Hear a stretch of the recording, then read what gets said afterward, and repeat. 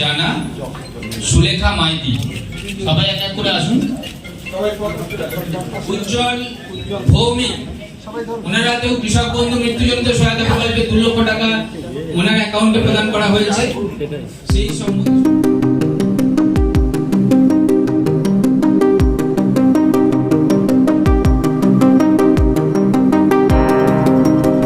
শিলিগুড়ির কাঞ্চনজঙ্ঘা স্টেডিয়ামে বিভিন্ন জনকল্যাণমূলক পরিষেবা প্রদান অনুষ্ঠানে শুভ উদ্বোধন করলেন বাংলার মুখ্যমন্ত্রী মাননীয়া মমতা ব্যানার্জি।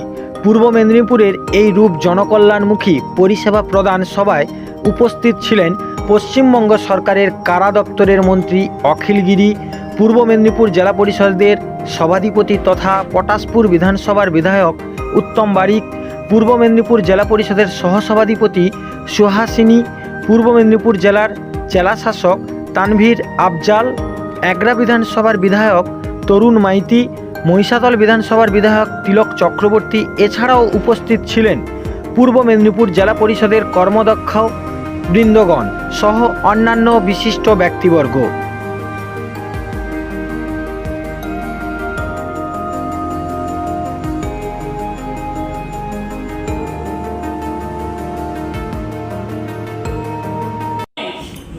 আজকে আগে আমরা সেল ট্যাক্স তুলতাম, আমরা সেস তুলতাম, রাজ্য সরকারি টাকা রাজ্য সরকার নিজে ইনকাম করতো, কিন্তু এখন একটাই tax, one nation one tax. কি হলো তার পরিণতি? জিএসটি, নকলের দ্বারা কিনলেও জিএসটি দিতে হবে। আর একটা রেস্টুরেন্টে খেতে যাবেন, খাবারের দাম যদি 100 টাকা হয়, জিএসটি কাটবে 30 টাকা। একটা শাড়ি কিনতে গেলে 500 টাকার শাড়ির দাম হলে 50 টাকা জিএসটি কাটবে। আর টাকাগুলো যাচ্ছে কাদের পকেটে? কেন্দ্রীয় সরকারের পকেটে, বিজেপি সরকারের পকেটে, দিল্লি সরকারের পকেটে। আর আমাদের যে প্রাপ্য সেই টাকা কেন্দ্র দিচ্ছে না। মাইতি ট্রাভেলস আপনাদের সাথে, আপনাদের পাশে।